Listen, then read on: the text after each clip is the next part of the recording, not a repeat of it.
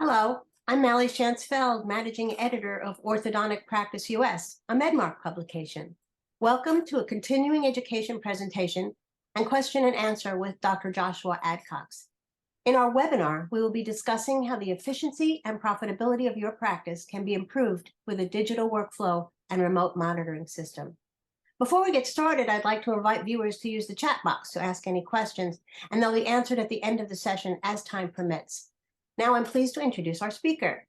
Dr. Joshua Adcox completed his undergraduate studies in biology from Brigham Young University and then earned his DDS from the University of Southern California School of Dentistry. He holds a certificate of orthodontics from the Vanderbilt University School of Medicine, and he is board certified by the American Board of Orthodontists. And he is a member of the American Association of Orthodontists. Dr. Adcox maintains his practice in Harker Heights, Texas, where he has established his reputation as a dedicated and caring orthodontist known for his strong work ethic and patient-centered care. Dr. Adcox, we turn the webinar over to you to learn more about our topic for today. Yeah, thank you so much for that introduction. I always hate hearing him, to be honest, because it sounds so canned. Yeah, I'm an orthodontist. I love what I do. And it's an honor to share what little information I have, experience that can bless your life. And dental monitoring is part of that. But to back up a little bit, I'm going to introduce the theme a little. Let's see here. There we go. And yes, I have some intro music. Anyway, it's the best I could find that wasn't like copyrighted. So I actually bought this. But how dental monitoring has made me a better version of me. And what you see is a picture of my dad. That's my dad in the slide before. This is my father taking a scan with a scan box. He was one of my first patients I used the remote technology with. He lives in Arizona. I live here in Texas. My mom had gone through treatment with me, my sister, a lot of family members. And finally, I convinced my dad at a visit to get his teeth straight. He had always been that father that's done so much for our family. For example, he just turned 65, and my mom gave the suggestion that we buy him this new handgun that he had been wanting, and it was a small caliber 22. If you know what that is, it's a small kind of just playful handgun. And what the story behind it is, when we were kids, I was pretty young. He worked at a pig farm, provided for our family.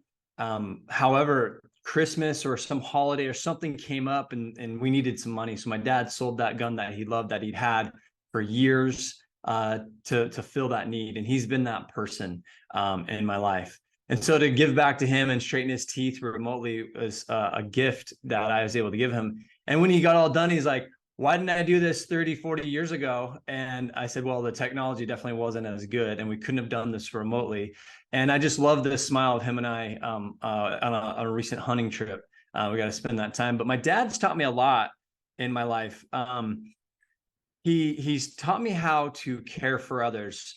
I remember one occasion that he kind of anywhere we went with my father, the joke it was with my siblings and even my mom is, okay, you're going to go to the grocery store with dad. You're going to be there an hour longer than you need to be there, because my dad has no strangers. In fact, back in the day when I was a kid, it was okay to pick up hitchhikers.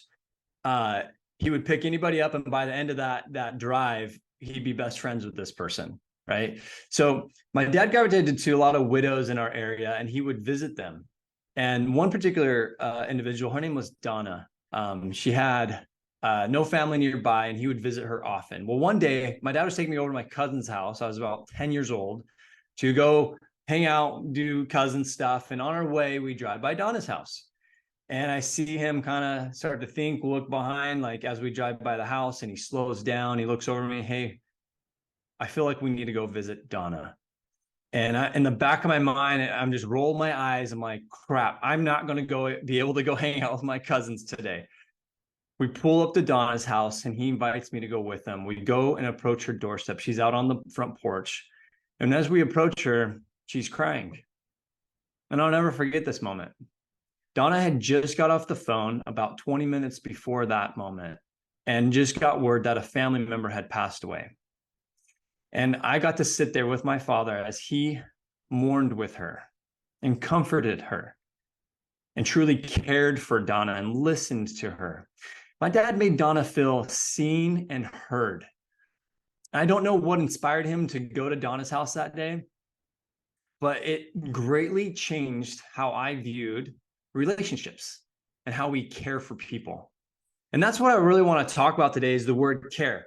I recently went to the Dental Monitoring Summit, and there's an individual who spoke. His name was Todd Williams. He is a hospitality guru for the Four Seasons. And he spoke to the audience of the keynote speaker about this word care in both the noun and verb sense. And when I heard him speak, I remembered the experiences I've had with my father growing up, especially around how he cared for people like Donna. And so as if we look at the word care in a noun sense, as orthodontists, we have to deliver the standard of care, which means, hey, we're going to get the teeth straight. We're going to do it in a reasonable amount of time. We're going to be safe while doing it. We're going to give the patient the expectations they want, be seen on time, etc. Right? All these standards of care for people.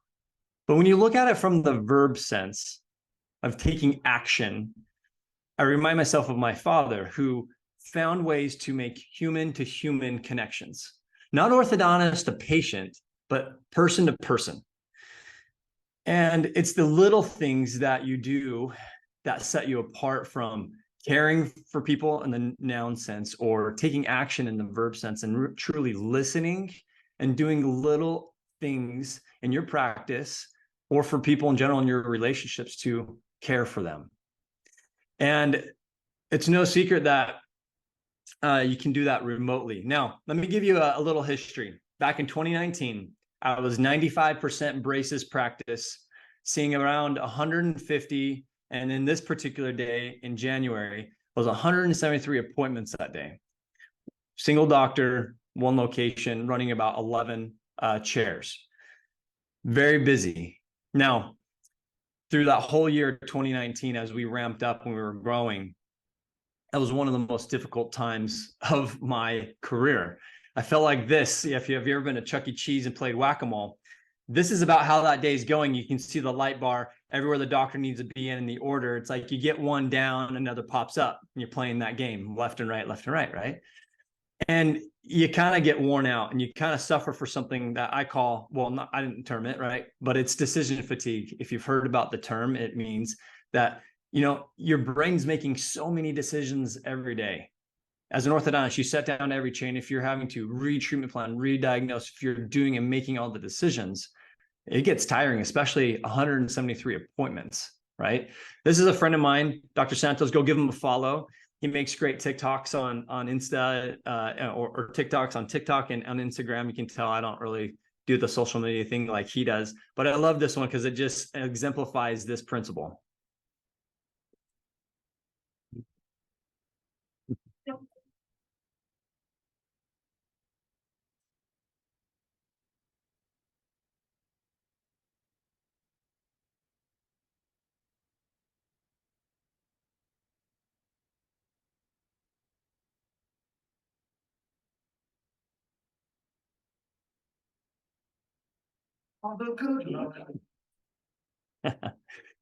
Every emotion an orthodontist feels in that day, right? It's just one thing after another. And then not only that, the team has things that they need from you, et cetera. And the list goes on. And when you're doing that to a high level, it wears you out. So by the end of that year, 2019, the start of 2020, me and my wife took a hard look at each other. And for me, it was mostly me. I was coming home fatigued, tired. I wasn't being a great father or a great husband or a great orthodontist boss. I wasn't connecting and caring for my patients. I was run ragged, going chair to chair and not truly connecting and caring for my patients how I wanted to. Was I giving the standard of care? Sure. But I wasn't truly caring for them. And I was exhausted. So this is my son, Jet. He's now 8 years old. And at the time, he was younger. What was that? 4 years ago. And we were, I'm the dad who teaches the kid how to tie their shoes. And one particular Sunday, at the end of that year, during that year, Jet would come to me when we go to church or to school. And hey, Dad, tie my shoes for me. And I'm like, great. Hey, I think it's time for you to learn. Let's work on it this week. And the weeks just kept going and going, and we never got to it. And there was this one particular day that we were getting ready for church, and I see Jet over sitting down, and he's tying his own shoes. And I realized I didn't help him do that task, and it crushed me. It made me realize it was a little thing, but it was like the little thing that pushed me over the edge to drive me to make some changes. So at the beginning of 2020 is when I really started to dig in and made some goals that I needed to figure out how to offload tasks and balance my life back out. I wasn't sure how I was going to do it yet, but I started reading some books, like we all are, right? We're overachievers. I read some self-help books, and I love this book by Greg McKeown. He wrote a book called Essentialism, and there's some key principles in here that I took away that I applied to my life. He said less is better. You need to automate things in your day to make it effortless.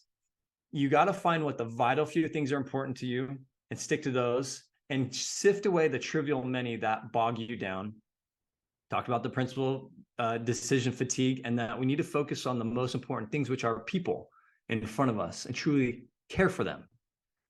Well, I want to grow and I want more in life, but I want to do it on less.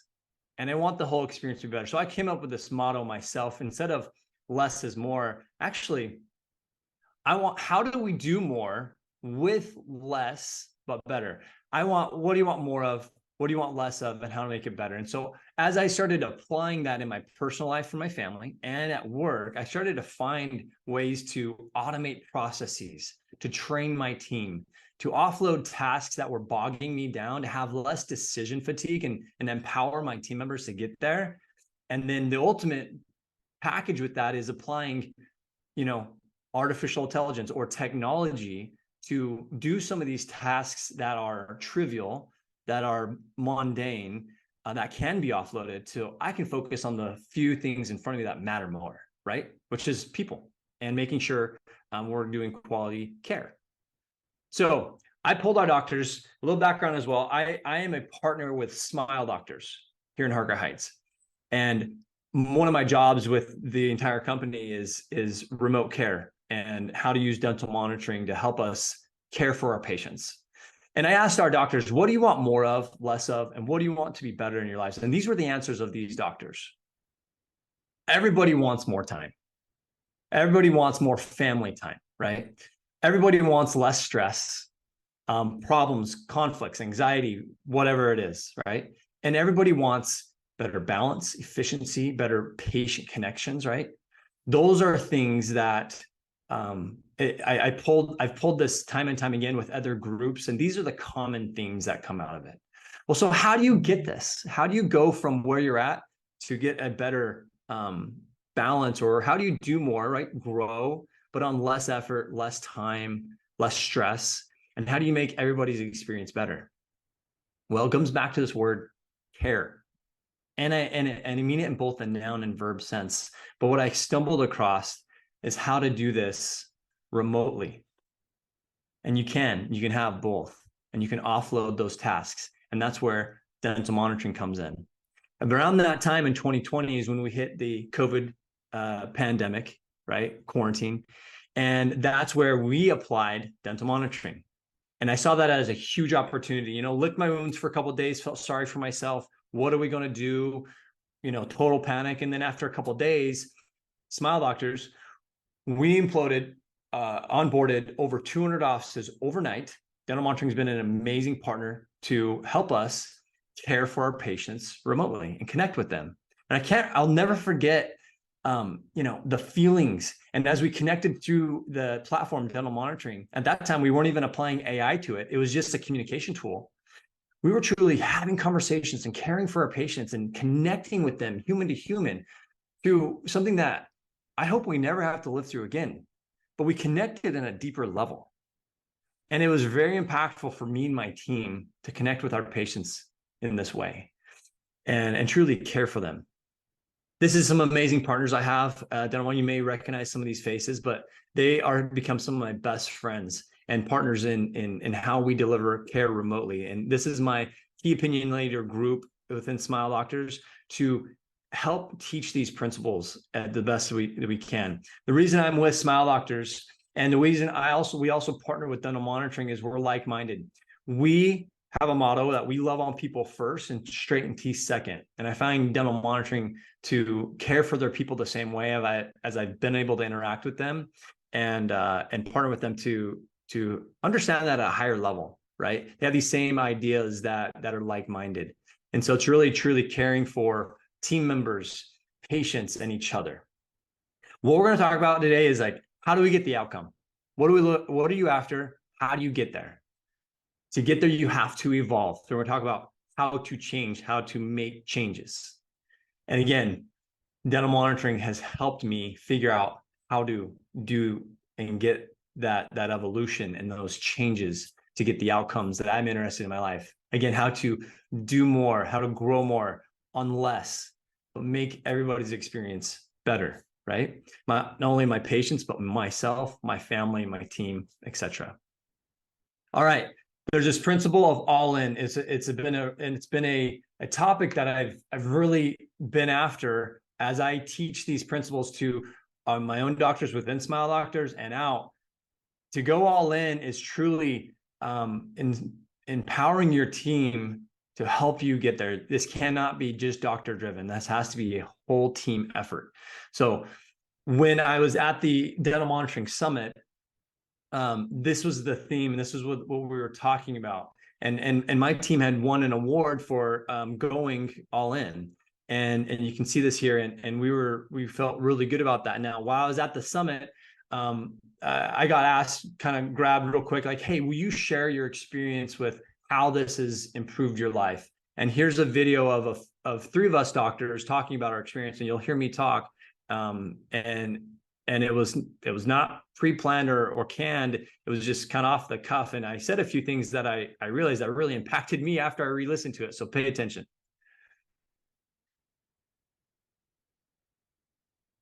My practice was very similar to a lot of doctors across the nation. We were constantly making decisions in the moment, and it was stressful because it was just decision after decision after decision. There was no planning. We had emergencies coming in. We didn't know what the problems were until they were seated. Sometimes we didn't have time to fix all those problems at that time. The patient experience was suffering. My team and my family experience was suffering because I didn't have systems in place to focus on the most important thing, which were the people in front of me. It was a moment to make some changes in my life. Implementing dental monitoring, what we were able to do was take our clinic from 130 to 160 patients a day down to 80, maybe 100. And what's interesting is we grew 25%. I knew all along with dental monitoring that if I could save one appointment, it would pay for itself. Not only am I saving one appointment, I'm saving 3 to 4 on average across my treatment modalities. Moms had to come to the office less, but yet not feel like you took time away from your patients. It gives time to your patients because you get to see them more often, but it gives time back to the doctor and the staff to spend their life how they want to spend their life. Dental monitoring, it's giving me the life I always wanted. But what the most important part about this is that the patients and my team, my wife and my kids get a better version of me.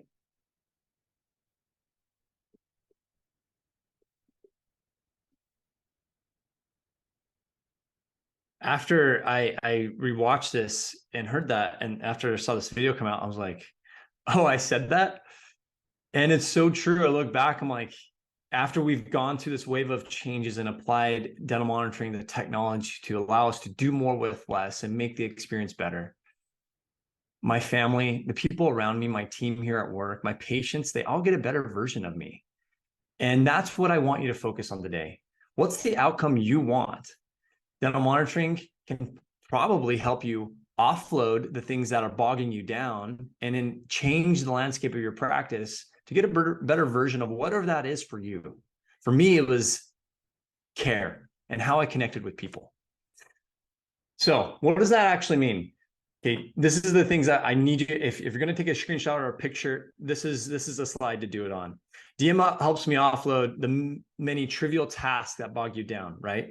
It organizes and automates my digital workflow. We're all going more digital. It organizes that in one platform. Helps me really provide remote care, right? Care for my patients, but you can do that remotely too and really connect with them. I'll show you how. It helps me focus on the vital few things in front of me, right? Which are providing care for people and connecting with them. It helps me do more with less, but better. Helps me and my team to grow and care for others. It allows them to have more time to do these things as well. It's an interesting concept. And it's helped me evolve to change my workflow more confidently and really trust the automation and the safe bells that we have in place for it to really take care of our patients. And it's giving me more time to focus on my family. And that's what it's gotten for me. So what are those things for you? And I can show you the way to get that outcome that you're looking for. So we're going to look at some data real quick. I usually don't start with the data, but I'm going to today. Love this quote by the late Thomas Monson. He said, when performance is measured, performance improves. When performance is measured and reported, the rate of improvement accelerates. I'm big on reporting daily on progress, especially with my team to improve. I challenge my kids to do the same, and that's why they're able to succeed and excel in sports. Now, we're all interested in the outcome. This is my practice profile. I see about 3,600 active patients. I have finally got my aligners more than braces. I used to be mostly braces back in 2019. Here's some Invisalign growth. I choose Invisalign, doesn't matter your aligner modality. But this is what's crazy. Since 2018, 19, those years, those were how many appointments we were needing to see a year. We're, mind you, 4.5 days a week, all year long, trying to just keep my head above water, seeing 140 to 160, 170 patients a day. We reduced that in 2020, obviously, pandemic, but started to reduce that 2021, 2022, and this year, 2023, we're at a really good spot on appointments. We'll probably even decrease that a little extra. Braces appointments have gone down over time. We did a little bit of study and we partnered with dental monitoring. We took 639 patients. You can see 404 were not being monitored. And we took 235 that were being monitored. These are completed cases. We found that we decreased braces appointments by about 10%. That was changing nothing about how I normally treat my cases. And so what we came to the conclusion on and dug deeper is it's just the comforts, the little things. It's a little slight shifts that we're able to extend those appointment intervals and a few things to decrease how many appointments we need to do. Now, it's something very simple but interesting. If you go over a 2-year timeline, let's say you start 500 cases a year. So over 2 years, you have 1,000 cases. And Gage says it should take you about 18 or 19 visits to finish a case. I try to do it in around 14, okay? That's 14,000 appointments to finish those 1,000 braces cases. Well, if you can decrease that just by 1, right, that 10%, well, that saves you 1,000 appointments. And you break that up over 2 years. Again, this is a 2-year process. You're going to save 10 days over 2 years of working days or 5 a year. What are you going to do with a whole week of work? That's a lot, right? That's just by monitoring our braces cases. Now, this is where it's crazy. We took 234 active aligner cases. 99 were not monitored. 135 were being monitored. These are completed cases. We found that we decreased how many in-office appointments by 57%.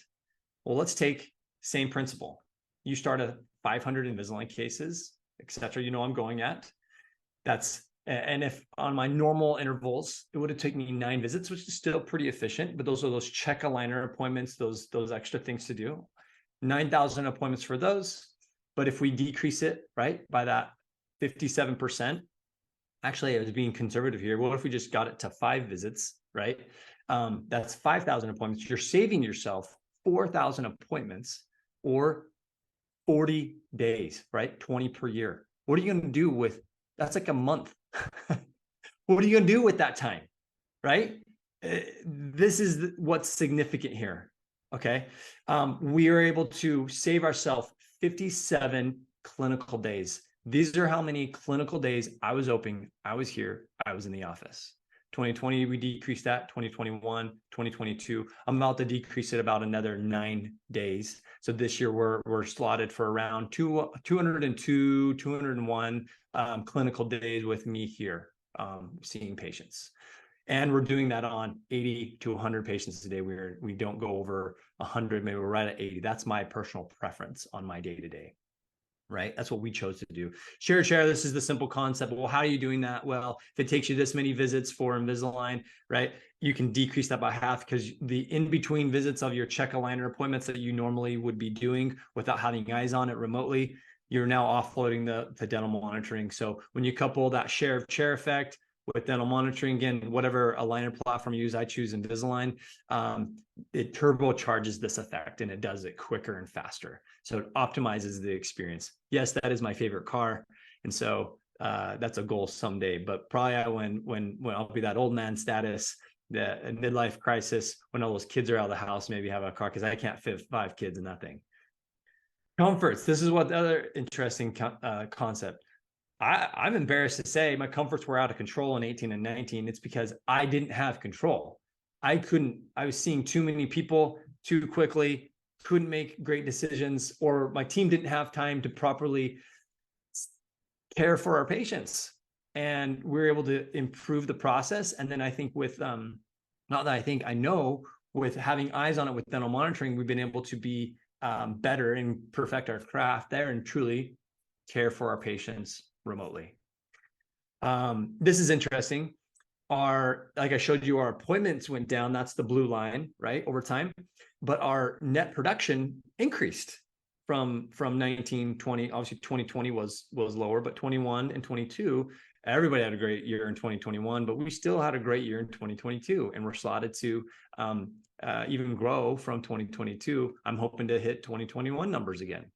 And that's this interesting concept. Less appointments, but we grew. It's an inverse relationship that's really captivating. Here's our net production. We grew by 28% that first year, et cetera. But we've done it on less days per year. And for me, that's doing more with less, but making the experience better. Now, this is my beautiful team. Now, you see this picture. I was a little embarrassed when I first saw it. One, I didn't realize we're taking a family Christmas photo back in I think it was November or October or something like that. And I shaved my head like a week before. My team's like, "What did you do?" I'm like, "I don't know. I just wanted to make a change." Anyway, the second thing is I wasn't there when we took these photos. So my team, and you can see they're in clusters of 3, and then this was photoshopped together. I came the next day. They're like, "Hey, wear a suit." And so I did. And then I see this photo and it's all photoshopped together. I had no idea that they got all dolled up, which I love. But I was a little embarrassed for a moment because I felt like the Bachelor or something. I'm like, "Where are the roses?" I'm like, this is going to go out to all of our referring doctors. But then when I looked at this photo closer, I see amazing, confident women who are my partners, who exemplifies my team, who are able to help me and together do more with less and truly care for our patients. And when we do that, and we use this technology, we're also able to take better care of our personal relationships with our families or significant others. And that, my friends, is where the magic is. It's not in Magic AI. It's not in the AM platform. It is how you use technology to bless the lives of those around you, which is my team, which are my patients, which are my selfishly for myself and my family. And when you do it as a team, that's where you get the outcome. Okay. How do you evolve? How do you make changes? All right. Well, remote care, this is another key slide that take some notes on. If you're not offloading, if you're not doing what I call potentially avoidable appointments, which are aligner checks, right? Deliver your aligners, all the attachments. If you can do the IPR up front, try not to bring the patient back in between and set up your aligner systems in that way. So you start, and then the patient comes back when they need to be seen at the end of their active aligners, and then make a change. In between, you're going to connect remotely. Retainer checks, appliance visits like RPEs, comfort visits. If you want to increase your appointment intervals, if you're on average seeing patients 6 to 8 weeks an interval, go to 8 to 10. the dental monitoring is going to help you make sure everything's staying safe. My intervals are closer to 12-week intervals with my braces. Yeah, especially in the beginning while we're leveling. You have to have the whole team bought in and all in. Okay. That allows you to have a good workflow, new patient process, verbiage for each team member, concierge, the phones, the treatment coordinators, chair side.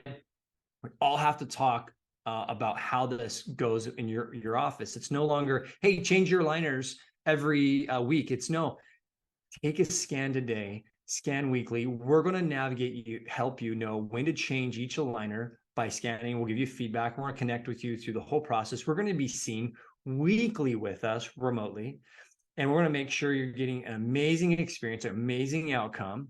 And then we're going to bring you back because we value your time when you need to be seen. And this is what my team members say. And we've taught them we're all bought into to make this happen because they know if they can get this patient to use the technology, that's less work for them when they come in, right? And then we help the patient understand when they're in consult or when they call us over the phone that we value their time. They don't need to take the child out of school, get the PTO off work, come wait in my room, hopefully never have to wait at all in my waiting room, right? Get into the chair for me to just pat them on the back for 30 seconds and say, great, you're doing awesome.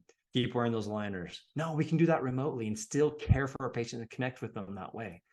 Then you got to measure success. You got to measure it and help the team to understand. You got to train what we call dental monitoring coordinator. It's going to be a new role in your office as you roll this out.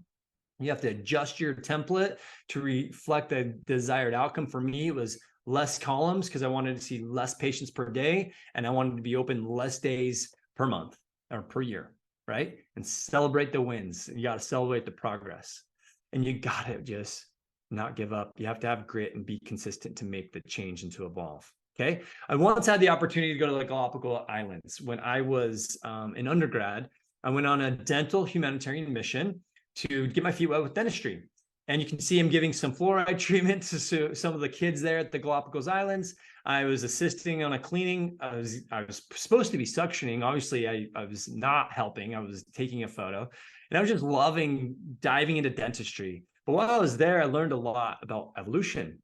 I was a biology degree, and evolutionary biology was one of my favorite classes. And while I was there, I was able to learn a lot about Darwin's finches or his theories of evolution, right? These islands have some that are arid, that are desert, and some are tropical. And he found that these finches needed the hard, big beaks to break open those hard seeds in the desert. And these other ones had these little bitty beaks because the seeds were soft and they were able to eat, and because it was a tropical environment, they evolved to their surroundings. Then I saw these tortoises, right? On the Galapagos, they're famous. They lived in a hybrid desert, high desert kind of feel where they had to stretch their necks to eat the cactus. And you see the nodule on the back of their neck to evolve to be able to do that. These Galapagos sea iguanas, they can go down and dive in deep, and then they come out and you hear them at night on the lava rocks blowing out the sand, and these little gills they have behind their cheeks here to level out the pH in their body. All right. And my favorite were the blue-footed boobies. These birds have these long beaks and they dive straight the furthest down in the ocean of any other bird to get their prey.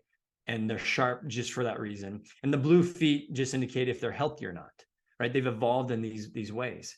And so if you've taken any evolutionary biology concept, you know that natural selection and survival of the fittest are what helps a species move forward and stay relevant. Well, let's apply this to business. We all know Blockbuster and Netflix. If you don't know Blockbuster, well, you're a pretty young orthodontist.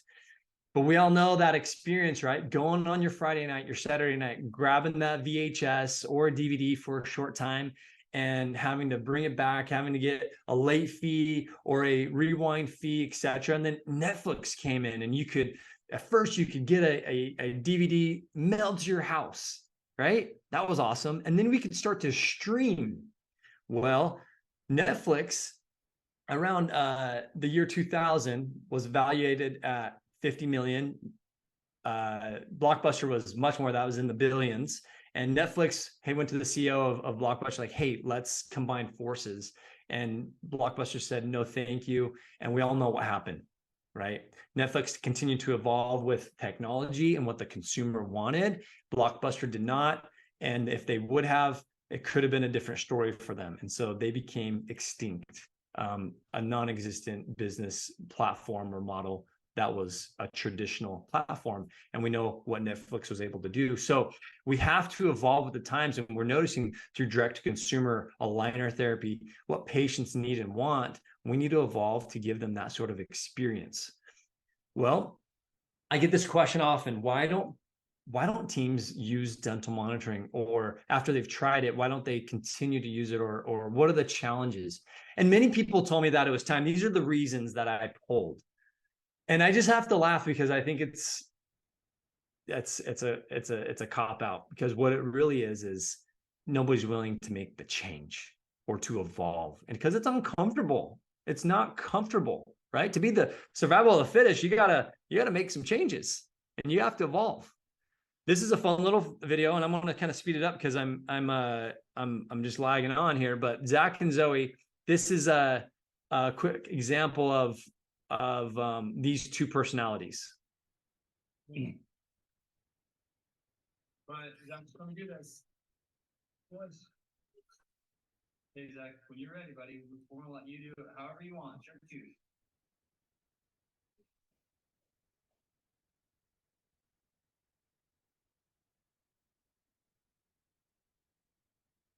Hey, bud, you don't have to do this. It's only up to you. You really wanted to do it, we're going to help you. If not, we can just let it fall out another day. Okay. Get pumped up. Huh? Yeah, go ahead, whenever you're ready.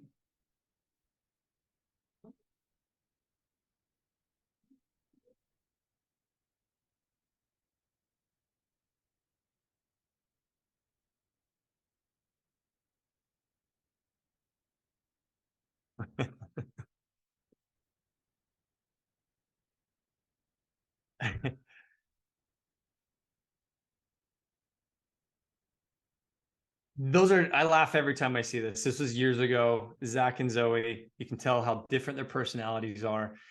Zach thanked her for doing that after she just did it. And here's the principle. Sometimes you need somebody to kick the door in for you, like Zach. Like you're just scared to take the step. You're worried about all the things, like, what if my patients want to see me? What if they get mad? They want to see me in person, or whatever it is. Well, let me kick the door in for you, because you're worrying about things that are necessary. Or you might need to help somebody else out, like Zoe, and just kick the door in for them. Again, I can be that person for you. Just do it. We get bogged down in the fears that of change. And so don't be that, right? If you don't make any changes, then you will not evolve. And it's in the obvious industry changes that are here. And you will create more work and increase your lab bill. Because if you're not willing to offload and not make these changes and change your template, you're just creating more work for yourself and increasing what you're paying on lab bills. So this is the point of view of doing ortho the traditional way. If you ever seen Tommy Boy, you put your brackets and wires on, and then you don't see the patient. You can't see them, right? And then you come back, you take a look, and you're like, oh my gosh, what's going on? You have these many broken brackets, or the wire, there's all these side effects, etc. Well, when you see the patients weekly through dental monitoring and offload just these, have the AI help you bring to your attention, alert you of things that aren't going as planned, then that's doing ortho the traditional way. Remote care is way more efficient. I feel like I am a better orthodontist because of it, because I have eyes on things weekly and we're able to take care of things in real time. I was going to show you, this is Jet taking his first scan. He's in aligners. How easy it is for patients to do this. My phase 1, any age group, even got my dad to use a scan box, guys. My patients don't have trouble with it. The only time I have trouble is if somebody just simply doesn't have a smartphone, and that's okay. 100% of anything isn't realistic, but if you can get somebody to do it, your office, and get, 90% of your patients to do this, that is where you're going to see a big difference in the change and evolution of how we practice from a traditional standpoint. We all know Scalable Pro, it's been revolutionary. We know the AI with DM, we can go on and on about these features. The AI is I can't believe how smart it's gotten and how helpful it is. It's smarter than I am. I never forget the first day I saw an alert for the upper left 7 off. And I'm like, I zoom in, I'm like, is it really off? And yes, it was attached to the power chain, so it didn't look off. The AI detected that the bracket was off. And so we were able to evaluate that, right? Or a smidge of recession, et cetera, like things that to my naked eye, it's catching at a higher level. And so we're improving the standard of care so I can take action and care for my patients. Alerts like this, the hygiene, after one coach visit remotely, we're able to see hygiene improve, or a broken wire. We're able to let the patient know, hey, that's actually okay where that's broken. Your visit's coming up in a couple weeks. We'll change the wire there, etc. Right? This is a great example. You know, somebody who's class 2 on the right, class 1 on the left. We got some overbite. How many in-office visits will this take for braces in your office? Well, here's how we do it here. You see the green visits are in-office appointments. The yellows are communication we had with the patient through the app. We see that right away. We had looks like the lower left 7 wire out. And then again, the bracket broke. And both of those times we communicated to the patient that, hey, that's actually okay. If you're not in any discomfort, we'll fix it at your next visit. So we avoided those 2 comfort visits or emergency visits, right? Whatever you call those in your office. You can see the greens again. I'm changing arch wires, the progress I'm making on my normal intervals. We actually, and then those yellows again, we had 2 more potential comforts. One of them on the right side was to coach the hygiene, because we started to see the gums get a little yucky. And then I have a few more, then we debond, right? So what this took us to do was 11 in-office appointments. That's including my exam and my debond. 3, we avoided 3 comforts, coached hygiene, and now we're monitoring her retainers remotely. So no more in-office visits for monitoring how well the retainers fit. So what's your value per visit? You know, Chris Benson gauged to talk about this, right? How many visits did it take? And so when we kind of, if we just take a $5,000 case fee, keeping it simple, at 11 in-office appointments, your value per visit's really good. It's $450 per visit. But if you add on 3 extra visits just because of those comfort appointments that we were able to avoid, then it would have been only a $350 per visit, right? See what you're saving yourself. Not only that, you're saving yourself and your patient a lot of time and effort and resources to do things that can be offloaded remotely. Or and what's great about this is the AI told us what was going on, so we're able to better care for our patient, give them a better standard of care, and then we're able to spend more time connecting with these patients and caring for them in that sense. And this is what happens when you save 3 visits with comfort. This is what it feels like. This is my buddy Gabe and myself. And yeah, we're pretty pumped when we save visits. All right, we got an open clip alert. We're able to remotely have the patient just in the lower there. This is a finishing wire. So we're able to have her at home, push it together. We open, Damon there. Here's an RPE checkup.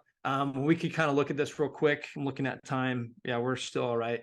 I want to show you how this can look, right? So we're monitoring right here. This is where we start. Okay, patients give instructions to start to turn this expander. We can see the occlusal views. Let's see right here how this is going. Right, we see these turns. I send a message back to the patient. You can see these. We actually do video messages. And they're very customized to the patient. We're able to celebrate things with them. We always gather information like, hey, they're playing baseball or soccer, whatever the thing is, and we communicate that back. This little video was only 52 seconds. They're able to see the screen of what we see us in the corner, and communicate back to the patient. Yeah, hey, do a few more turns, or this, that, or the other. And we send that to the patient. They watch it on their own time. And so we do this asynchronous contact throughout treatment. And then as we move through this a little bit more, we do some more scans. I connect with the patient again. We see that we got the expansion we wanted. I communicate here again that, hey, stop taking turns. we're all good. Now we just want to hold that a little longer. And then we just had one more of these. We see that diastema close up naturally. We're gaining more room. These teeth are coming in. And now we're ready for this next in-office appointment. We have it set for, looks like June, to get the appliance out. And then we're going to touch things up with some Invisalign. And so we've had no in-office visits for this whole time to do the expansion. So these expansion checks, right? We normally would see those in the office. So we'll have her out back, take an x-ray, decide if we're ready for the expander, et cetera, and move on, right? So that's a potentially avoidable in-office appointment. What about, we're doing custom braces now with KLO, and I'm just starting that. So here's another example. We have a case right here where we started back in October, bonded everything. Here's where the teeth are. We're able to go, and I do these initial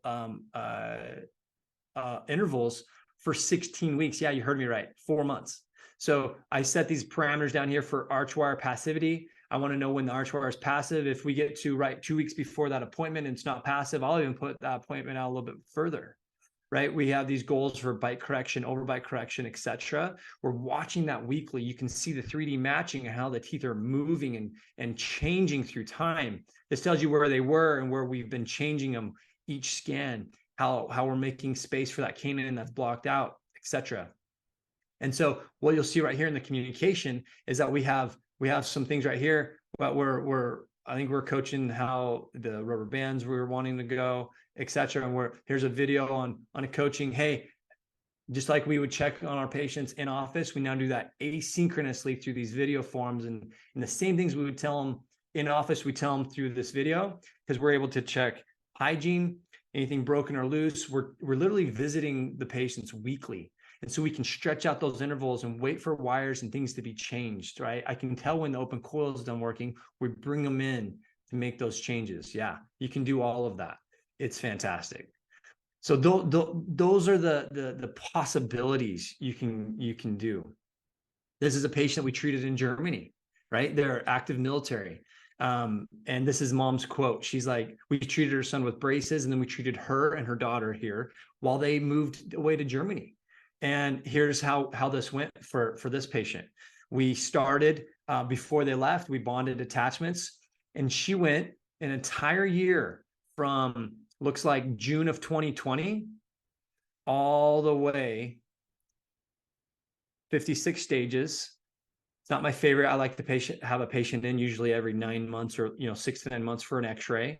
But in this particular case, we went all the way to the next year, and we got through all those aligners, and we got into a pretty good spot. They came back to the States to visit for the summer for about a month. We saw her, delivered and mailed some more aligners to do some finishing touches, 7 stages, and we're able to get this patient into some retainers. And you can see right here, let's look at this a little closer, how well everything kind of settled in and how well that overbite corrected, right? So we were able to make some positive change in that way and do it remotely, right? We're able to do async appointments periodically. I do them about every 14 stages, and really connect with patients and make sure everything's going well. So we go from here to here, and then really you can see the smile evolution in some short appointments. 3 office visits, because when she came back, I just stripped all attachments and did the little fine detailing with no attachments, no IPR, and then mailed a final retainer after we got some settling. A class 2, I'm going to just blow through this. I'm not going to show you all the DM part, but we went from here to here. 9 office visits. We used what we call the mandibular advancement wings with Invisalign, and then some rubber band wear to finish up. Beautiful result. How many visits would that take with a class 2 corrector like a Herps or a Mara or whatever else? A lot more than 9, right? The patient, and we did it within 24 months. I think actually a little under. The patient grew a little well. We know that's why she corrected class 2, but it works. This question comes up sometimes. When will AI replace doctors? Well, don't worry. Not going to replace you. But Zelko Relic, the chief technology officer at Align, told me this once. When I once visited with him, he said, because I asked him this question, he said, never. AI will never replace doctors. However, those doctors who don't use AI will replace the doctors who don't. So think about that.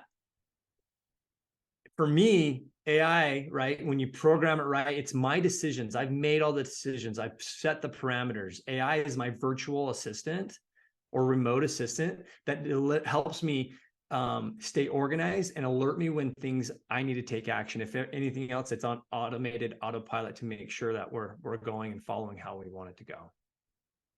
This is a great one too. I just saw this one the other day. We're not done. We're doing a little bit of refining, but from here to here, you can see that we went from that arch form to this arch form with aligners. We all know this works great with Invisalign.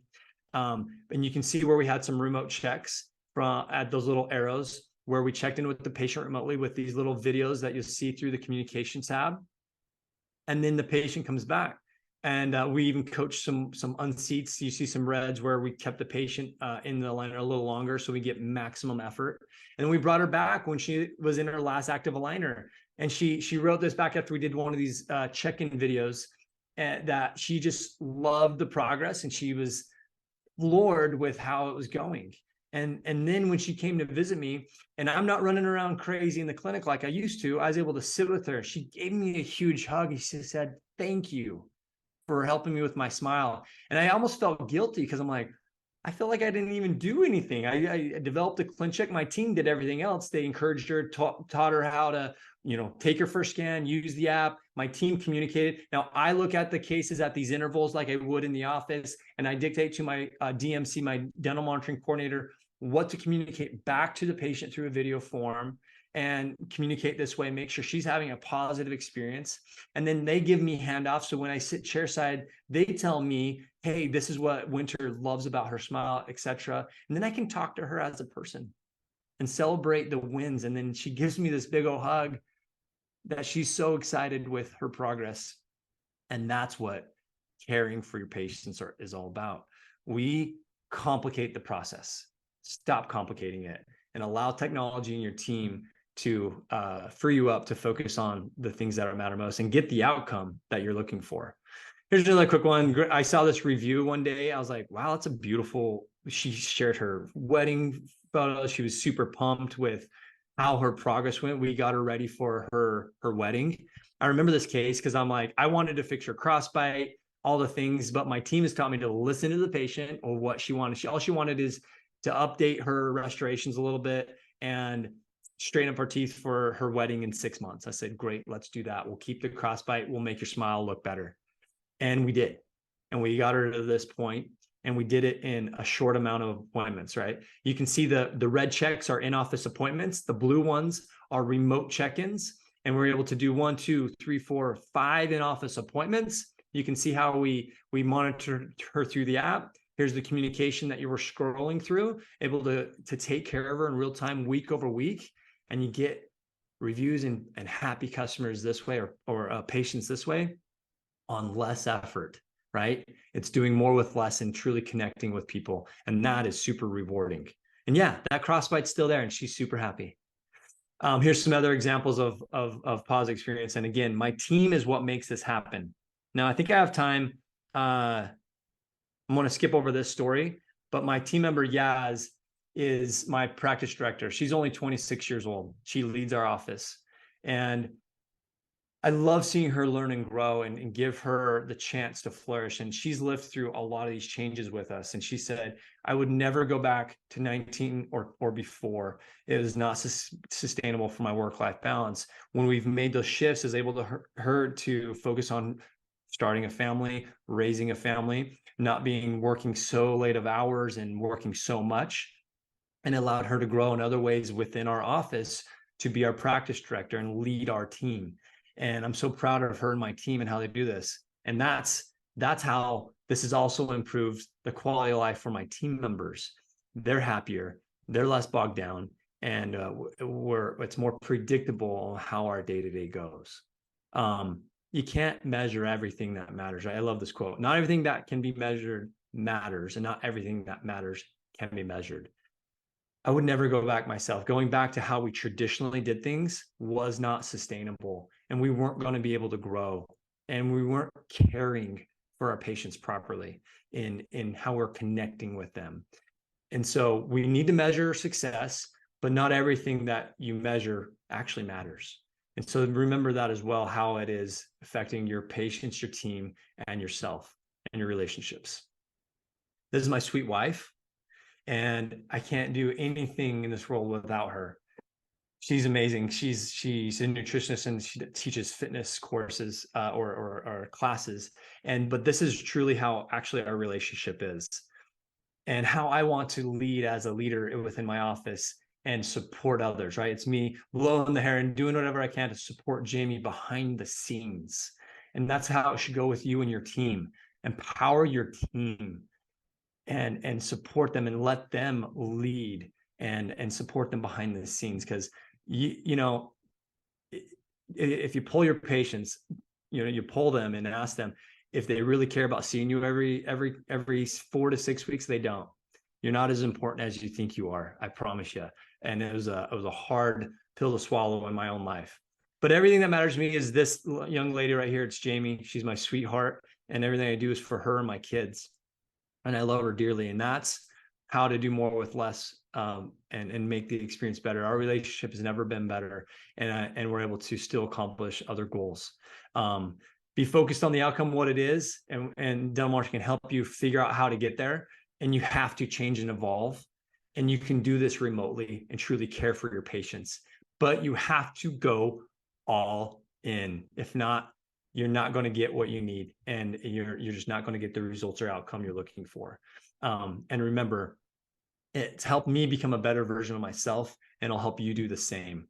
And be focused on what's important in your life, and it is my family.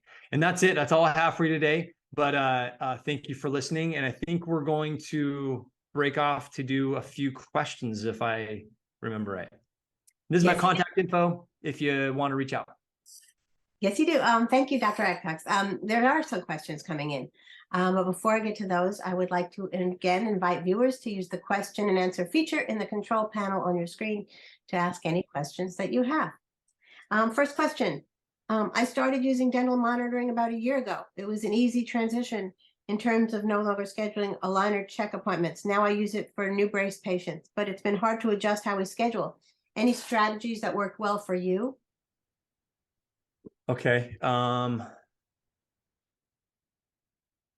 Yeah. Okay. So adjusting the schedule, if I heard right, we're using for braces. All right. So what I would do, the strategy we did, I remember when we had this challenge, you have to kind of just look ahead of your schedule and your template and start adjusting it in the future. You have to offload aligner appointments if you can right away, which are those check aligner appointments. And then you need to start doing longer intervals. So instead of whatever your interval is, let's say it's 6 to 8 weeks, you need to do 8 to 10 week intervals, and to kind of bridge that gap. And then what your schedule will start to offload the necessary appointments you need for your day-to-day. And then you can start making changes on like how many patients you see a day or how many days you're open, depending on what you're offloading. But you have to make a change. And so it's just taking a look at your schedule, whoever does that for you, if you do it yourself, or if you have somebody that helps you, and deciding what's the outcome you want. Look at the types of appointments, the potentially avoidable appointments, or the increasing those intervals between appointments to make those adjustments. That's what's worked well for us. And you need to continually do this and look at that probably quarterly, for sure twice a year, if not 4 times a year, and really make those adjustments, or you won't see any changes. You'll just fill that schedule right back up how you normally have done it. You'll just have more availability, but it will not feel like you're making any progress. You got to measure that. Okay. Second question. My team is very excited about the idea of reducing the number of patients that we see per day, but is also fearful that it will translate into reducing their hours and income. Do you have similar feedback from your team early on? Yeah. So if I heard you right, the team is, but they don't want less hours. So yeah, in fact, one of my team members came to me and said, right at the beginning, because I'm like, I said, hey, we're going to make all these changes. And I was trying to get buy-in with the team. You have to have buy-in with the team. They have to understand the why. And then I was like, she said, well, is this going to replace my job? And I almost like felt stunned. I was like, whoa, no, no way am I getting rid of any of you because I love you all. What it looks like will be different. So what we do is we introduce what we call remote doctor days, where my team still has the ability to still log their same hours, but we're doing other tasks. We're doing training, we're stocking, we're doing what we call local store marketing. Or if they just need a day to do their errands, so they don't have to come in on those days. So we're still able to allow them to have their hours, but not have the fear of the team, like they're going to lose that. So on the flip side, one thing I didn't really address is that, you have to think about, we've naturally, like I just lost a team member that she moved away. It's a natural attrition. And we looked hard at our schedule and hard at what we needed. And we just made a few adjustments to our template and how we're scheduling, and we didn't need to replace her. That's what will happen. And so when you have natural attrition, that's where you can start to make those types of adjustments, but not to cannibalize your current team or make them fearful for their job, that somebody will be let go or something like that. That's how we've adjusted that to make it clear, because that's the last thing you want, is to create panic or fear of losing hours or their job in your practice. You got to get buy-in from everybody and understand the why. Okay. Third question, our patients are responding very favorably to dental monitoring and less office visits, but do you have any advice for explaining the bigger picture value to patients? Oh yeah, building value with patients is key. And it starts with your team. If your team doesn't see the value for them, then the patient won't either, because the team won't convey that, right? I could talk myself blue in the face about it, but if I said it, then a team member kind of looks sideways at a patient. It's like, and they don't believe that, well, then that just cut all the credibility from the doctor, right? Or vice versa. If the doctor doesn't believe all in, and the patient or the team member is trying to build the value and credibility, the doctor doesn't support it, same problem. So here's how, my best recommendation is, it's helping the patient understand. And I give my team this scenario, like, great team, if you need to go to a doctor visit, you have to request from us PTO, right? Do you want to use your PTO to go visit the doctor, right? How many hours will that take you? Then you have to go get your child out of school. You have to wait there to go do that. Nobody wants to take their kids out of school. The school doesn't want you to let the kids out of school nowadays. Then you have to come down to my office, wait in the waiting room. Hopefully you don't have to wait very long, etc. And you see the time it takes and the opportunity cost out of people's lives. And you paint that scenario, if it was in them, in their shoes. And then my team's like, oh, that's what we're doing to people. I'm like, yeah, when you go to the doctor, you go to eye doctor or your regular physician, that's what's happening to you, right? They're like, yeah. They're like, well, any potential avoidable appointment, let's help patients see the value of that's what we're doing for them. And then as a side effect, it helps us have less to do also. And there's a cascade of benefits from that scenario. So it's building value, it's helping it. And we coach our team with like verbiage. We do what we call wine to shines. It's like role play, where we come up with scenarios and how we would explain something or resolve a concern. But the big thing is continually reinforcing with patients and teams. So I always tell patients at the very beginning in TC, after the TC's already talked about it, and like, you're going to love this. And this is not your traditional experience at an orthodontic office, and you're going to love it. We're going to give you better care than ever before. You're going to feel more informed, more involved. You may even get sick of me, but we're not going to require you to always be down here, because we value your time. Well, I love seeing you. If you want to come see me more, great. But I get it. I'm not the coolest person in the world. You don't want to always have to come listen to me and sit in my waiting room, all those things, right? And so people tend to relate to that, and people want it. Since you dove in head first out of necessity, do you have any regrets or anything you would do differently if you were just starting today? Oh no, I don't. I dove all in because it was absolute need, because I had to make some changes. A lot of people just kind of just do aligners at the beginning and then try to transition. What I find though, as I coach teams within Smile Doctors and out of Smile Doctors, is what happens is they get really comfortable just doing aligners, and then they're like, well, I don't see really the value for braces. And they're missing the mark, because in my opinion, it kind of creates a little more work. Because you're like, well, which patients are we doing dental monitoring on and which are we not? And then what I found is that we're actually saving a lot more visits with our braces. And it was a side effect. I wasn't really expecting to save a lot, but we are now with custom braces. We're reducing visits even more because we're getting more accurate with our treatment. So anyway, if you want to go digital and you want to really make the mark, so you have to make 3 major changes and you have to go all in. You need to do more aligners, right?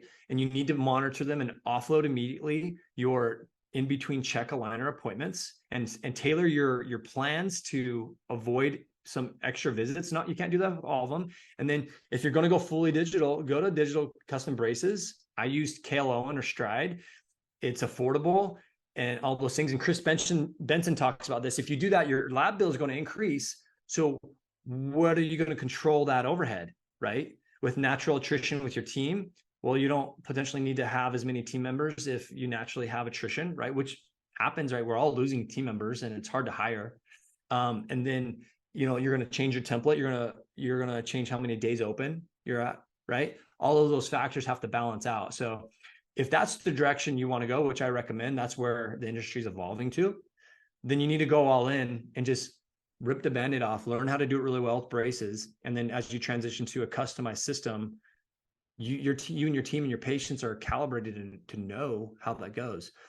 And if you're just doing traditional braces the traditional way, well, at least monitor them and save those avoidable appointments or increase those appointment intervals to save you your schedule and your templating. I mean, it all plays together.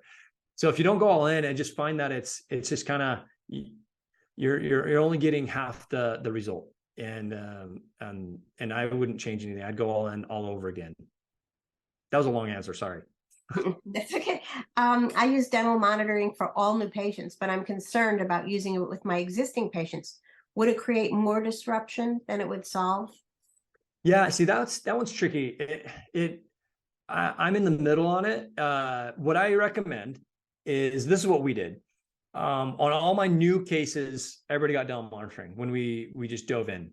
And then what we did is we found on our aligner cases, if they have at least half, if they're like early on or at least half or more of their treatment to go, then let's monitor them and let's offload some more potentially avoidable appointments, your retainer checks. With braces, they had to be pretty early on as well for me to give them a scan box and start monitoring. And so we just picked and choose at the beginning which ones that made sense to invest the time and effort into. And then through time, about a year and a half goes over of really going all in and just sticking with it and being consistent. Then it's just automated, and then everybody tends to be on the platform at that point, and then you're all in. Okay, we have time for one more question. When did dental monitoring become a fixture in your office rather than just something you were trying or using to get through COVID times? I'd say after 6 months. We got through COVID. We used it as a Band-Aid. And then I saw it as an opportunity. I realized what it could do. I love technology anyway, so we just started to get creative. And out of COVID, we made some goals, what we wanted the outcome to be, and we just stuck with it. And so when we saw the results coming in after about 6 months later, that we were actually doing what we set out to try to do, and the patient experience was still staying positive, that's when I had those aha moments of, okay, this is never going away. And then after, a year, especially, the team got it more, I'd say, all the team members at that point, and then we could just never go back doing it how we used to. I would lose my whole team probably, and I wouldn't be very happy. So yeah, it was about 6 months as I think is when I realized that. And I see that pretty normal for most doctors. You really got to give a good 6 months of going all in and being consistent and make the changes that I suggested to really have those moments to feel like, okay, all this time, extra effort and money we're putting into this is working. Okay, well, thank you everyone for your questions, but we've run out of time today. If we did not get to your question, we will answer it after the webinar via email. Thank you all for attending, and a special thank you to Dr. Joshua Adcox and our sponsor for this webinar, Dental Monitoring. Thank you and stay safe out there. Thanks for having me.